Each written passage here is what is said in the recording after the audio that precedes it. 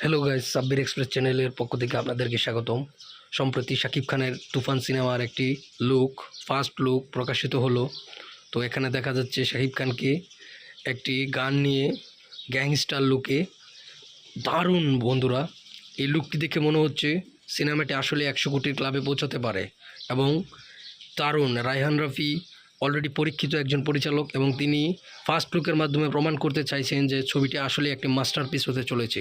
তো বন্ধুরা, আমরা এই মুভির জন্য অপেক্ষা করি। এটি সম্প্রতি 2024 সালে ঈদুল আজহা অর্থাৎ কুরবানি ঈদে মুক্তি পাওয়ার কথা।